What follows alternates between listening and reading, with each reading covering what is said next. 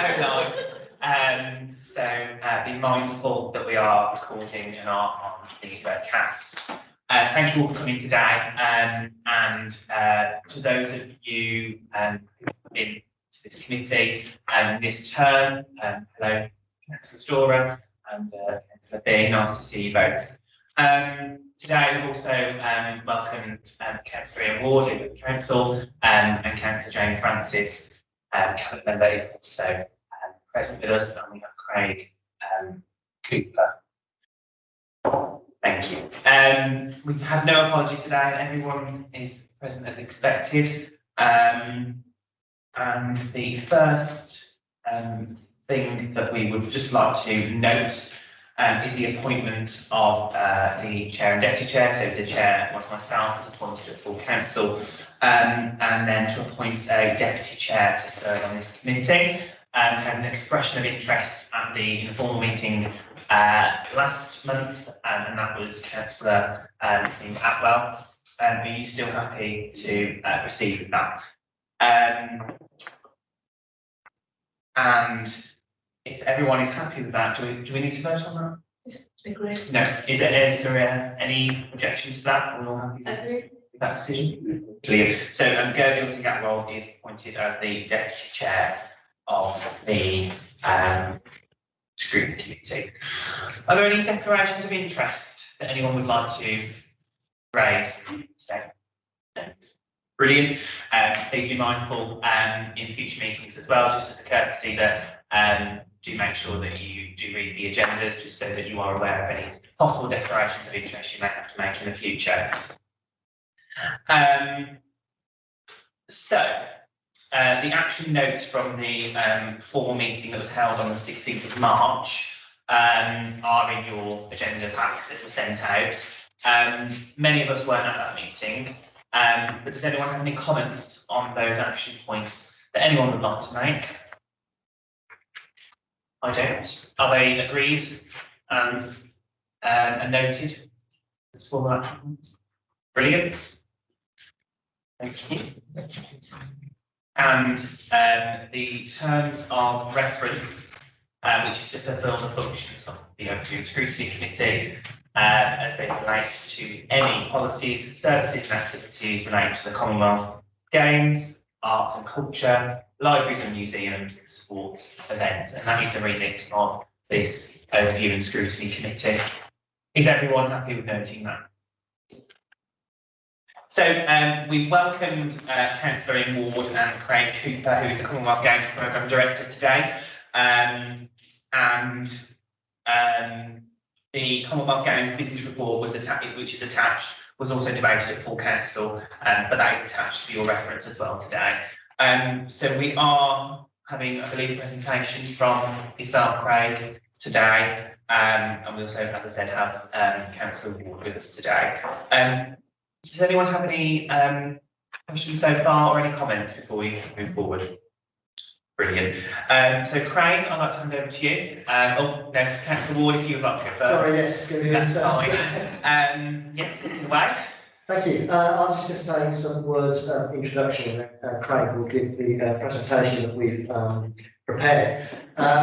Hopefully, all of you around the table will be aware that there is just 21 days now to go until the open ceremony for the Commonwealth Games. So I think as you walk around the city and you see that the city dressing has gone up here in the city centre, you can begin to feel that people now recognise we're doing this huge event, and there's excitement beginning to grow. I was at the opening of the megastore in Centenary Square last week, and there was a fantastic dance routine to opening performed by young people from the city of Birmingham. You could really see the joy of these young people that they were part of this fantastic event. And then what I thought was quite extraordinary is that there was a huge queue to get into the megastore. People very, very keen to come in and have a look at the merchandise and indeed buy the merchandise. And hopefully, as you go about your business in your life, you'll see more and more people wearing the Commonwealth Games branding because it is proving very popular. The t-shirts in particular are flying out the door, and of course, everybody wants to buy one of those little berries for for their kids and grandkids. So what I'm trying to say really is that we are, with 21 days to go, ready to go with this event. As you'll be aware, there were 3 things initially that we had to construct on this short time frame of 4 years to deliver the games. Unfortunately, COVID has intervened and the athletes' village will not be available for the athletes and officials during the games, but it is still going to provide 1,000 housing units for the people of Birmingham as a legacy from the games. The aquatic centre, which is slightly over the border in Sandwell, is completed and ready to go. It looks fantastic. And similarly with the stadium in Perry Bar. I don't know if you had a chance to go out there. I think there was a visit by this committee maybe before the elections. But it looks, as was described by one of the athletes just before the Diamond League event, like the best athletics stadium in the country. In fact, the athlete whose name will come to me in a second, Keely Hodgkinson, described it as better than the London Olympic Stadium. So I don't think any of us should be arguing with an athlete. If that's their view, then we have a stadium that is better than the London Olympic Stadium, in my opinion. I'd also like to place on record my thanks to this scrutiny committee and its former chair, Councillor Marion Carr, for all the work that was done on the Queen's Baton relay route, and the people are going to carry the baton through the streets of Birmingham. That relieved me of a burden, so I'm really grateful that was done. I think it's been done very well, and what we are going to see on the 26th and 27th of this month, when the baton comes into the city, is not only the people of Birmingham getting behind this event, but also the diversity of the baton carriers themselves who take the baton around the city. And it will arrive, of course, on the evening of the 27th into Victoria Square, where we have a huge celebration planned, which you should all have received an invitation to. So please do come along to that. I'm going to leave Craig to go into the detail of the presentation that we've prepared, but I just want to say one final thing. Not only to the members of this committee, but to anybody who's listening on the live stream. Even if you do not have a ticket for any of the 11 days of sporting action, please do come into the city centre during the Commonwealth Games. There's going to be a fantastic atmosphere. There will be live sites, one out at Smithfield, where there's also the beach volleyball and the 3-on-3 basketball taking place, and a second live site in Victoria Square. Entertainment will be laid on, there'll be food and something to drink that you'll have to purchase, of course, but that will be available as well. And I think the people of this city are going to create a very special atmosphere across those 11 days, and we should all make sure that we are part of that, because let's be honest, in our lifetimes, we're not going to get another opportunity like this. Biggest event the city's ever attempted to host, and it's the 3rd largest multi-sporting event in the world. So please do come into the city and be part of it. It's something to tell your grandchildren about. Thank you very much. And I'll pass over to Thank you, Ian. Thank you, Leila, Chair. It goes without saying that, and just following on from the leader, we are within touching distance of the most significant international events that this city has ever hosted, and it's a key moment in the city's life. If we move on to the next slide, we all know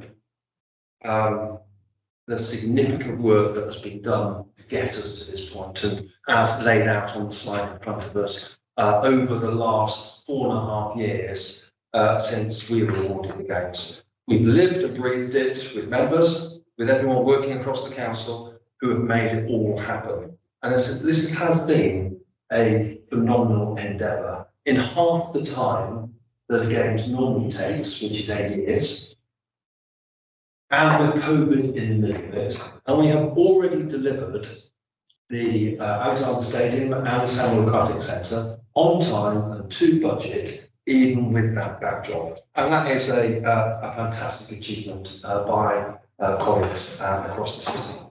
We've got through these challenges with teamwork, with mutual support, diligence, hard work, and become stronger and more capable as a council because of it. Moving on to the next slide, I think we're ready to be the proud host city. Across our operations, we are either in or moving into Games mode in the next few days. and you will start to see the change from the programme team and the council directorates across the city. The organising committee are preparing the venues for the games, and as the leader just mentioned, the Diamond League athletics event has already been televised across the United Kingdom. And a further comment that was made by the BBC on that day was, it felt like we were in a country.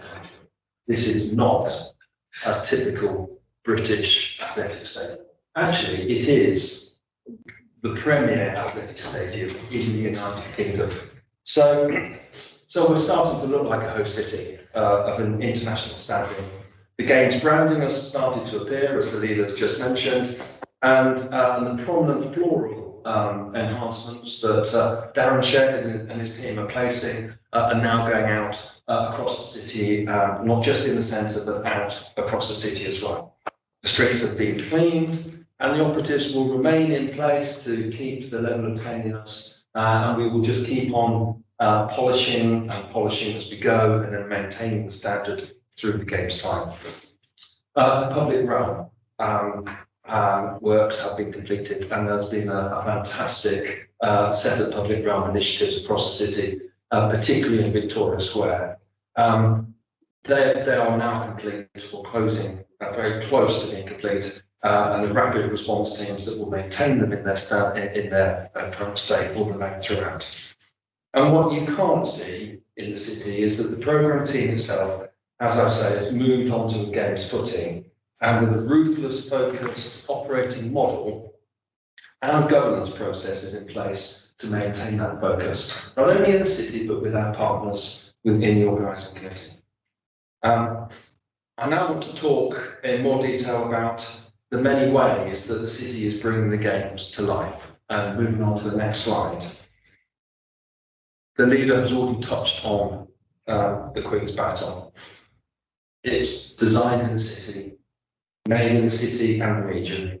It's now in the last few days, or the last 19 days, it's travelling across the rest of the United Kingdom before it returns home to the city. I think, Leader, you saw it off on its international travels in the first flight to Cyprus late last year. I did indeed. I don't know, well, you're probably aware of this, or hopefully you are, but the baton has a camera in it, so it's been sending that footage from where it's been. But also, perhaps more significantly, it's got an air quality monitoring, so it's been collecting data on air quality wherever it's gone. And University of Birmingham, or staff at the University of Birmingham, will be analysing that data beyond the games. It'd be interesting to see what that data tells us about the Commonwealth and the quality of air in different locations around the Commonwealth. And just to reinforce, I just want to unpack slightly the activities on the 2 days in Birmingham on the 27th and 28th of July. There will be 200 local baton bearers who will go through the Botanic Gardens, St Andrews, the Border Triangle. There'll be a carnival in the Gate Village, through many of our green spaces and canals onto the Gastric Basin, with stops at 23 community events and activities along the way. And the design principles for that route were set by members of this committee in its last iteration, for which thank you very much. And in the evening of the 27th, Leader, you were particularly keen that we as a city celebrated who we are as a city, and welcome the world to our city the day before the opening event. And it's the music, the dance, some poetry, DJs, artists, and some high-profile baton bearers will join the city in that free event on the 27th. I'm afraid you have to listen to me as well, but I will be brief. But it's so culture has played an important part, and the Culture Festival 2022 was launched in April this year. And Councillor Jane Francis, you played a key role in the launch, and we've had the first 4 months of Festival 2022, where we in the city have made the investment of £2 million and 107 different cultural activities have been taking place already and will continue to take place up till the end of September. Alina, you were particularly keen post-COVID that the investment in arts and culture was seen as a key point in our works over the summer. Yes, and we will, we've been talking to the arts organisations across the city because I'm determined, I think the rest of the camera are also equally determined, that we will have a cultural event as a legacy of the Games. Those of you who can remember the Manchester 2002 iteration of Commonwealth Games, out of that, Manchester created the Manchester International Festival. It's very, very ambitious, obviously subsidised to the tune of many millions of pounds.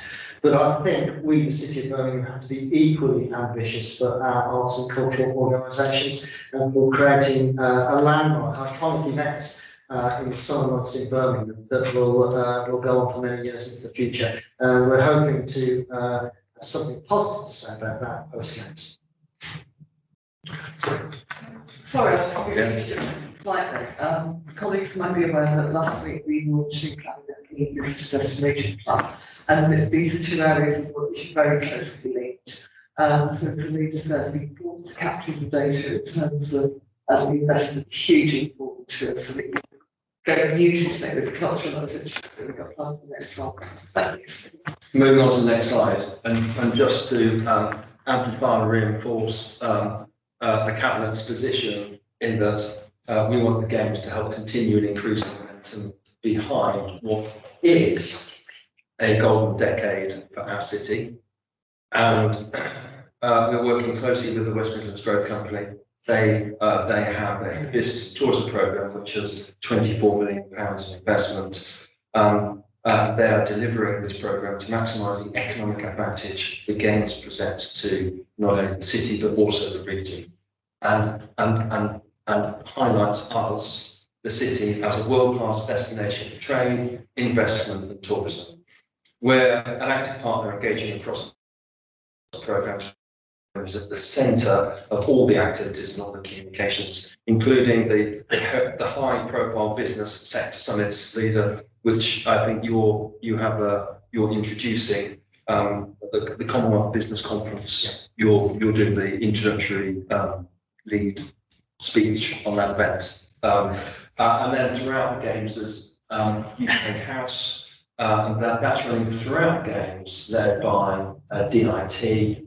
And we've been working closely with the Growth Company and DIT to make sure that we are front and present throughout the entire Games period. Alongside our work with the Business and Tourism Programme, we're building and running a cohesive campaign to bring and target the Birmingham message as a place for potential investors.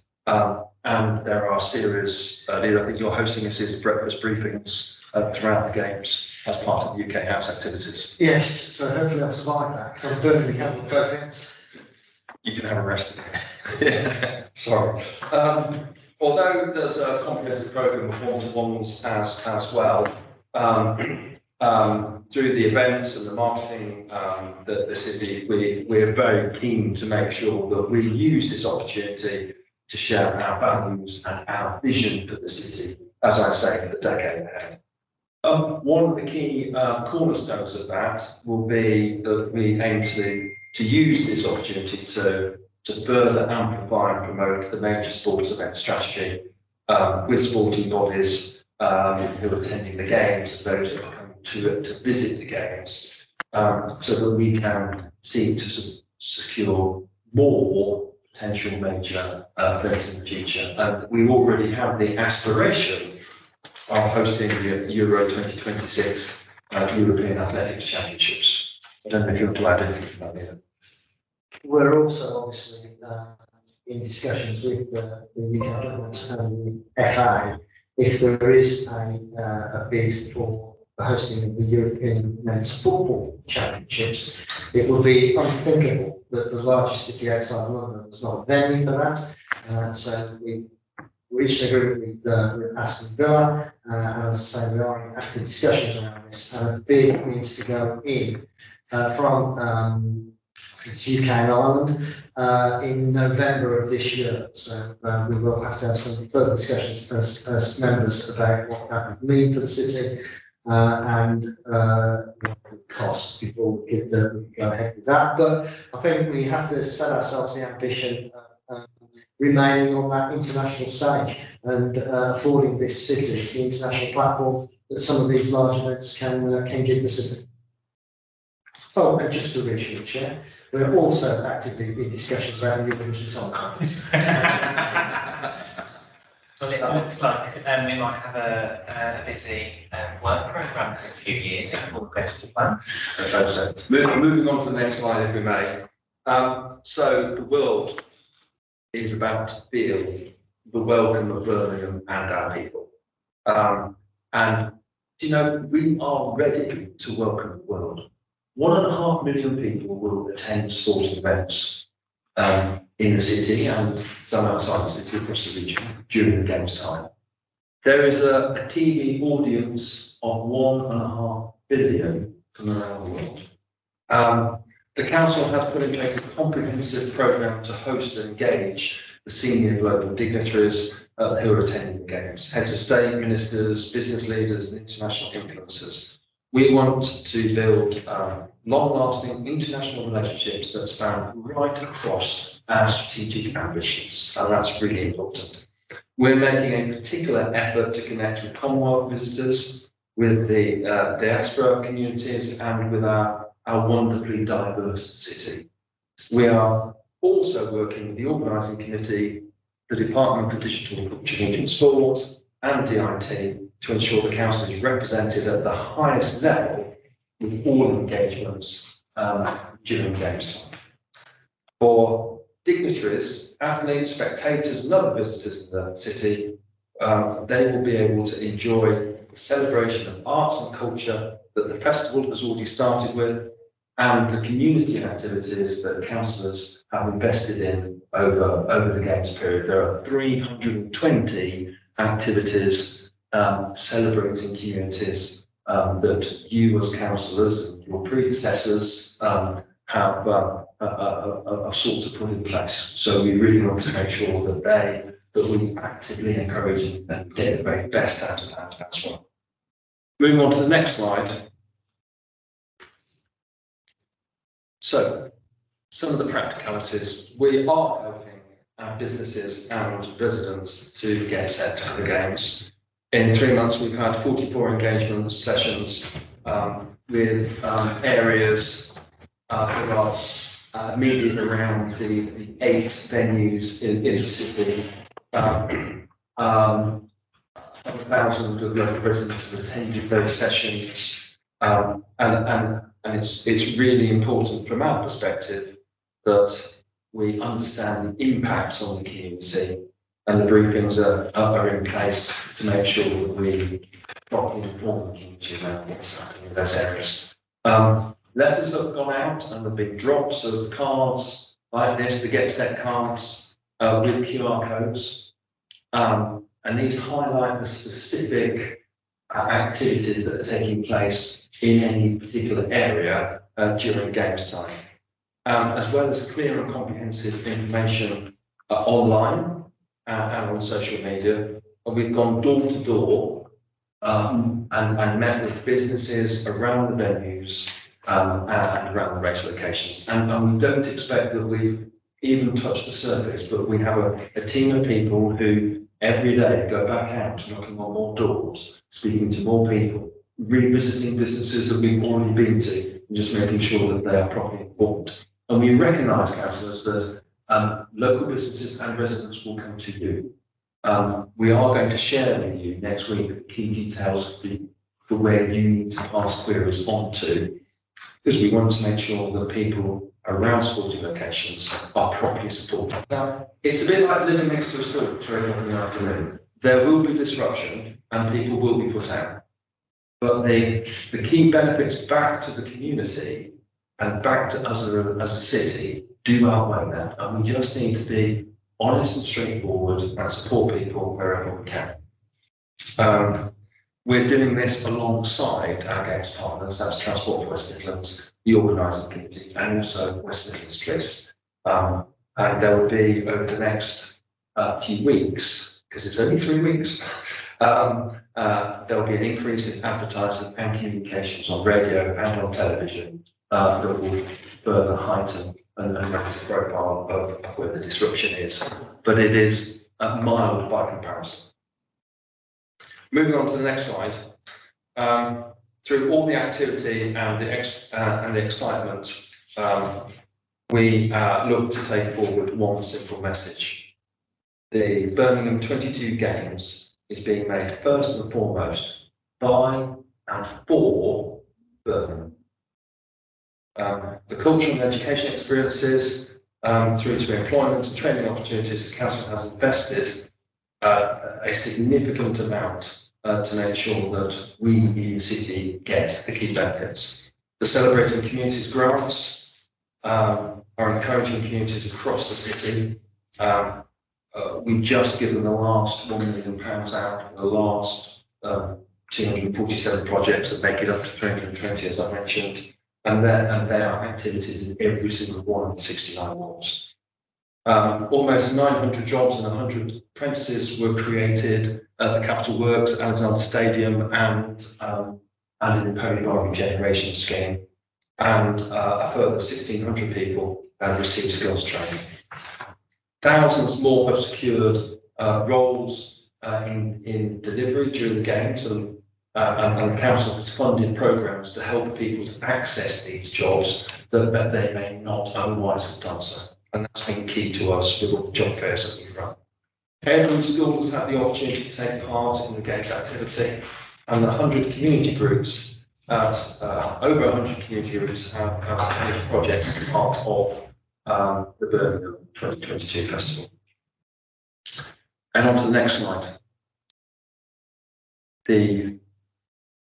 I hope that's the static slide, but in conclusion, taking the opportunity to celebrate what the city has achieved to get here, as I've said earlier, around just 4 years where a city normally has 8, with the challenges of COVID, it has been quite significant for all parts of the council who have lent in and really made the effort to secure this for our communities. Rest assured that we're not complacent, we're ready to deliver, but we recognise that there will be the unexpected that will come around the corner. But we think we're ready for that. We wish to encourage members to ensure that your residents are aware and that they, as the leader says, take full opportunity of the games. We already know that some residents have volunteered, and so there's been the volunteer programme that they've engaged in. A phenomenal amount of energy around schools has already taken place. The culture programme, in fact, a large number of people across the city have participated in that. As we get close to the games, the Queen's Baton relay coming around. There's 2 days about fun and activity and to celebrate who we are.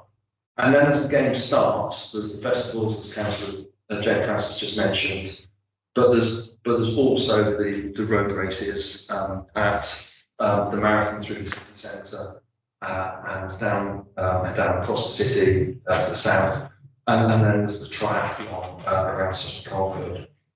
There's a phenomenal amount of activity that people can engage with without having tickets for sport. And it is about us celebrating who we are and us grasping the opportunity that the site has ahead.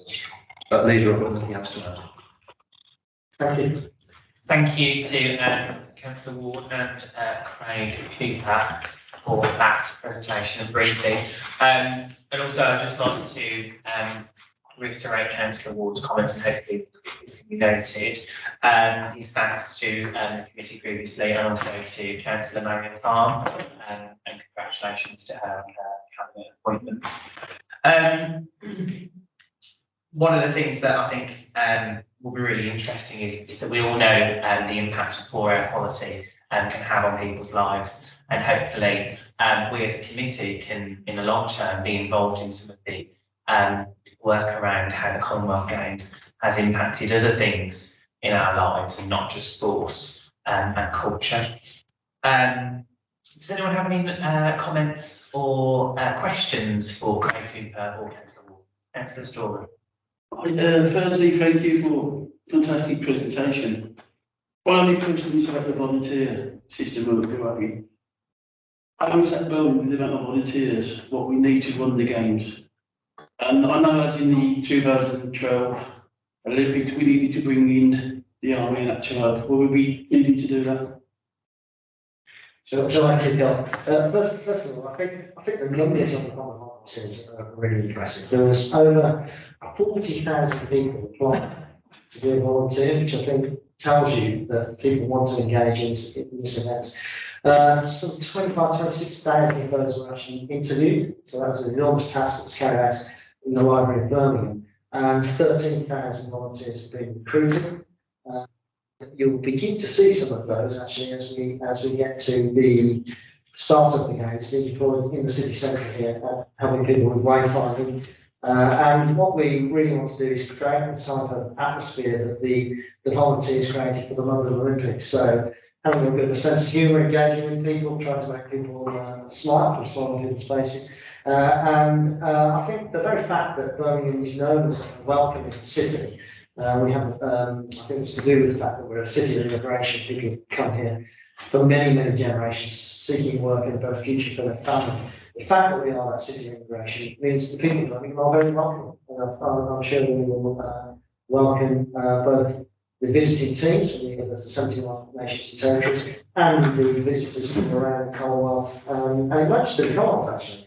One of the things I've discovered on this last 4 years journey towards delivering this event is that the Commonwealth Games are widely known outside of the Commonwealth, which surprised me at first. So there will be people here from Europe and the rest of the world during that period as well.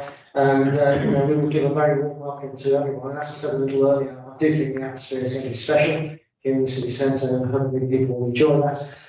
As regards do we need to bring the army, if you recall for the London Olympics, they had a problem with security at the events. The contracted company had let them down. I don't think we're in the same position as that. So we're not anticipating that. Having said that, though, that is a resource that could be deployed.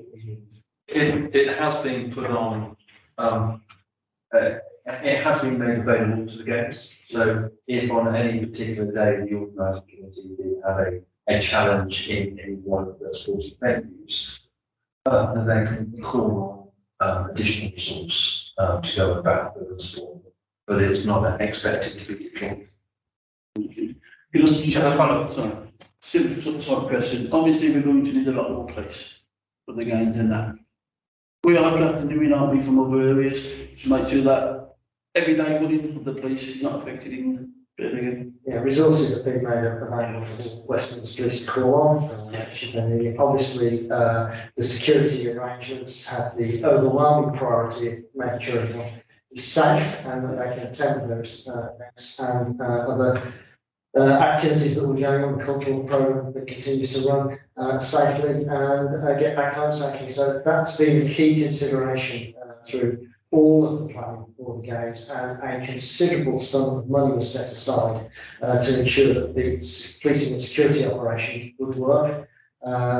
Fortunately, we've not got to a point where there's been any uplifting of the security level for the nations with budgets. I say that touch wood, still 3 weeks to go. But at the moment, I don't think Westminster Police are anticipating enhanced security beyond what is already planned. Thank you both, and thank you for your question. I think it's really positive that we can call on alternatives where possible for the games to make sure that they are as safe and as enjoyable as possible. Does anyone have any more comments, questions? Councillor Sandu? Thank you, Ian.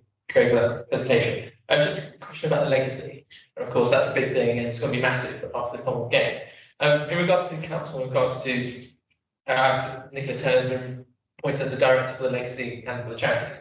Will the council be setting out a framework after the games of exactly how we're going to plan to make sure we get the best out of it for the years to come?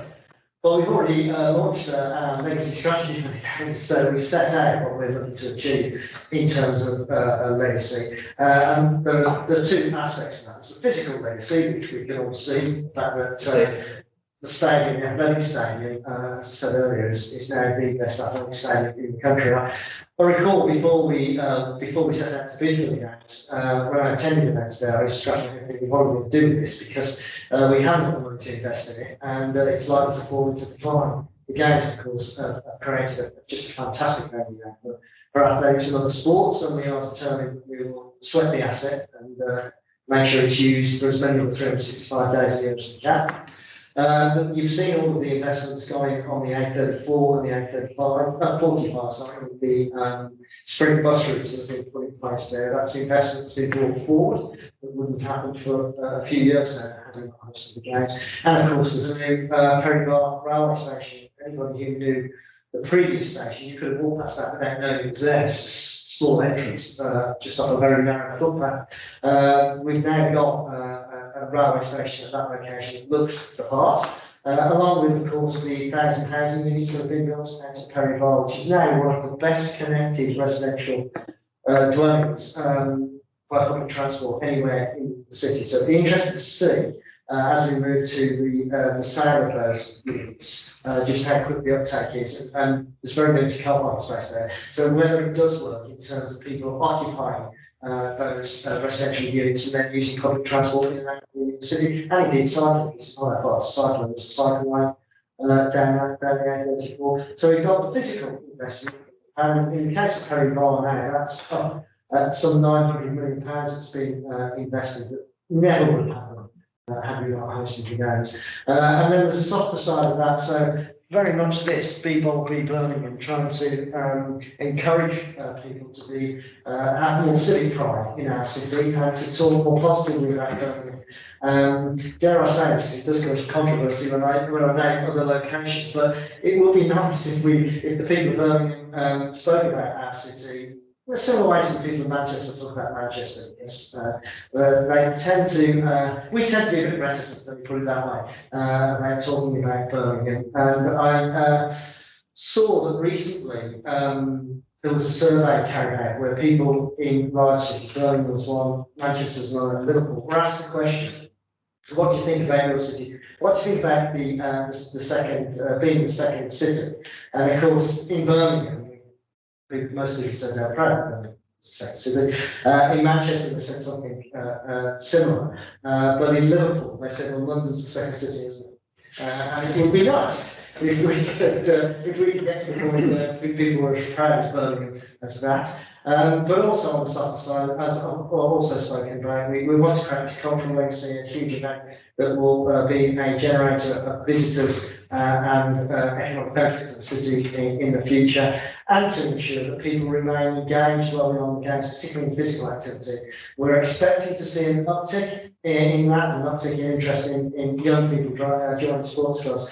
The real trick is how you sustain that, because nobody's really pulled that off, if I'm honest, anywhere in the world, off the back of one of these events. But we're working very hard to see if we can achieve at least getting young people involved for a longer period. And as you know, we do have, not just us, but nationally, a real problem with obesity in this country, and young people entering primary school. I think it's 12% of young people are overweight and obese when they enter primary school. By the time they enter primary school, that figure has doubled.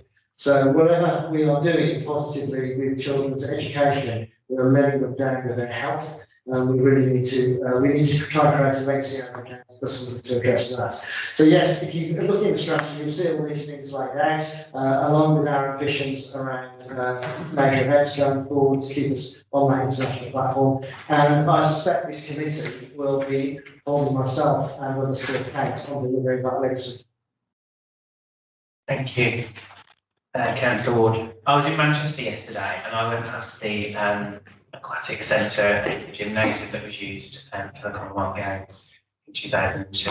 I will rub in and say that I was only 4 years old at that time, just to make some of you feel much older. But thank you for that. Does anyone else have any more comments, Councillor Burns? Thank you very much for the feedback in the report. In your contributions, you made reference to the improvements to the urban environment, such as planters, which I'm pleased that we've got on Dudley Road in my ward, North Edgbaston. I just wondered what specific work is ongoing to make sure that improvements to our high streets and those kind of improvements to the urban environment have some longevity and will continue after the games and not just a one-off during the games period.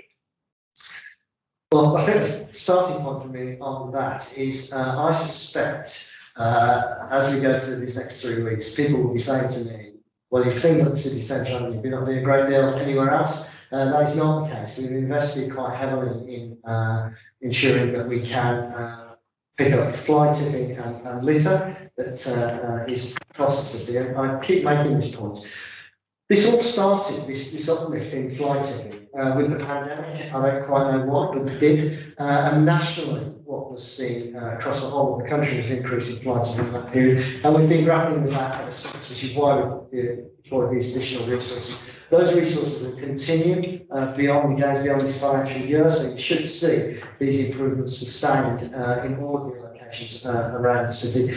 But the ultimate message has got to be that people should not be dropping litter, and people should definitely not be fly tipping. And we think we do work quite hard at trying to get fly tippers in front of the courts, but it does rely upon someone being prepared to step forward and give evidence in the court of law against somebody who's fly tipped. So we are lobbying the government, trying to change in that, so that a council officer could give that evidence rather than a resident. Whether we'll be successful, we'll have to wait and see. But no, all of the, not so much the planters, but certainly the improvements in street cleansing, you should see sustained beyond this financial year. Any final questions or comments? Thank you very much to both of you. And it's good to hear some of the comments made by Councillor Ward and Crane Cooper. And thank you for answering our questions as well. And before I move on, Councillor Francis, do you have anything you'd like to add?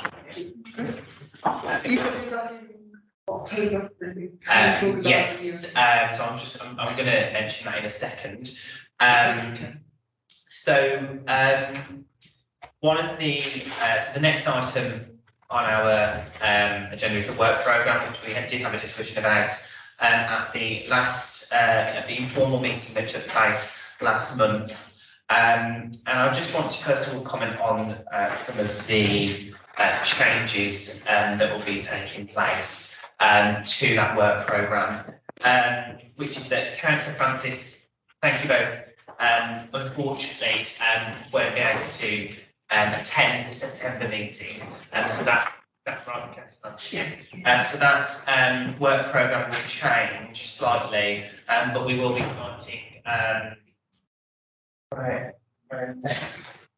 Graham Betts. Apologies, I'm new to the council, so I'm still getting used to people's names, but we will be inviting Graham Betts to do some work around what Councillor Francis would have spoken about, but I'm sure we will invite Councillor Francis at some point in the future. And then furthermore, when it comes to October, I wanted to see if the committee would be happy with, by the way, the work programme is in your agenda packs as an appendix. I wanted to see if the committee would be happy with moving the time of the committee just slightly for the October meeting to start at 1:30. We do have Councillor Marion Carney coming to address us and report back to us her priorities and anything that we would like to ask of her. But she has childcare responsibilities and she works early in the day and in the evenings. So if we are all happy with that, I'd very much like to accommodate her there. Is that okay? Yeah. Brilliant. So the October meeting will be starting at 1:30 on the 12th of October.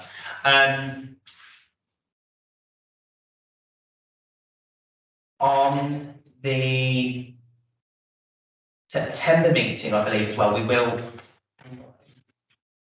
Councillor will be coming back to us and to give an update and a report back on how the Commonwealth Games was delivered and how we fared as a city in that. And then you will note that some of the further work programme meetings are still to be confirmed in terms of the aims and objectives and who will be inviting to those meetings and the structure of them. So it is very open and it is a work in progress document. So if there's anything in between meetings that you would like to raise or even mention here today, please get in touch with me or feel free to put your hand up in a second. And we can discuss that. The other thing, and then I'll stop talking and refer to you guys, is just 4 points that we will be looking to schedule within the work programme. And that is the culture strategy 2023 to 2033, and that will include an external review of culture. We're going to wait until after the September meeting to decide where we put that in terms of our scheduling. And then we will be holding off on scheduling the physical activity strategy work that we're going to do as a scrutiny committee, because there is some possible joint work that we might be having with the Health and Social Care Overview and Scrutiny Committee that we can work together on. There is something that I mentioned as an idea, which was number 3 on the schedule, which is on the last page of your agenda packs, which is the digitalisation of an asset map of all of our cultural and physical activity opportunities in Birmingham. And that is something that I said there'll be pockets of that all across the city through organisations, through the neighbourhood network schemes and all those kind of things. But I have agreed that I am going to have a discussion with Richard Brooks to discuss including some of those assets onto the online asset map, which is available to councillors and soon the public if it isn't already, rather than duplicate work. And if he is appreciative of that possibility, possibly inviting him with the agreement committee for a bit of a Q&A and suggestion session. And then number 4 just links back to number 2, which is why we are holding off on that, which was the proposed joint inquiry with the Health and Social Care Overview and Scrutiny Committee, and also looking at how we build on the legacy of the Commonwealth Games in relation to physical activity and health outcomes there. Just any, Councillor Sandhu, I think you just gestured. I've just come around a bit too early there, I think, but just on the work programmes, obviously we mentioned about legacy, and maybe possibly provide the director of the newly appointed director. Yeah. And one of the September or October meetings. I think that might be a good one after the games. Yeah. Can I just confirm who you mean, councillor, just so I know who you are the right director, the director. Okay, thank you. I think that is possible. Yeah. Absolutely. Yeah, we'll identify. Yeah, I'll have a discussion with Amanda and Amelia, and I think there is a gap there that we can invite them to. Any other comments or questions regarding the work programme or any suggestions for that work programme? No. If anything does come up, then please do get in touch. There is also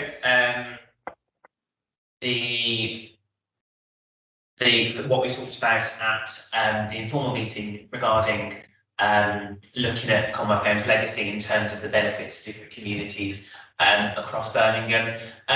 One of the things around that, I think we will have to possibly monitor that idea over a longer term period just to see those benefits materialise, because those benefits won't necessarily materialise in the short term, and we all hope that they will materialise. Is there any more comments around the work programme? Yeah. So it's just to reiterate to members, this is a living document, so it will come to you as a final version for every meeting, but it is something that we can amend and add to, and indeed take things off if there are things on to be scheduled that you feel as a committee are no longer relevant. We will also be really firming up on the aims and objectives, so you and be informed by yourselves around that, so we can ensure that officers and indeed anyone else who is coming to the same committee is as brief as possible to respond to the types of things and prepare the information that you will find of most benefit. So, as I said, you will see this developing through the course of the year. And I'm quite keen to make sure that we do try and formalise and solidify some of those things in the longer term to make sure that the document has adds more value in terms of how we reference the future of the committee in the long term. Just a few more items in terms of very quick items, unless there's anything else that you think I've missed. Just the dates of the meetings for this municipal year. Please remember the 12th of October, the agreement around starting that at 1:30 to accommodate Councillor Marion Khan. Is everyone else all right with the dates of those meetings? If you are aware of the need to provide apologies in advance, then please do, and that is always appreciated. But appreciate that things can happen last minute as well. We haven't had any requests for call-ins or councillor call for action or petitions, I don't think. I haven't received anything, neither have you guys. And no one has raised in agenda item number 11 any urgent business, unless there is anything that someone would like to potentially raise now. Okay. And the final agenda item is providing authority to myself and the chief officer relevant to the committee. And that is just me to move that and for that to be noted and agreed. Thank you very much. With that in mind, we have finished significantly earlier today, but I think it was a useful meeting in terms of hearing from Councillor Ian Ward and Craig Cooper, especially as this is our final meeting for the Commonwealth Games. And I'm sure there'll be lots of retrospective commentary around the Commonwealth Games, its production, and then moving forward. I know that we want to, as a committee, focus on a lot of the legacy benefits, but also remembering the other remits of the committee around other cultural and physical activity things. With that in mind, I'm happy to close the meeting and also end the live stream.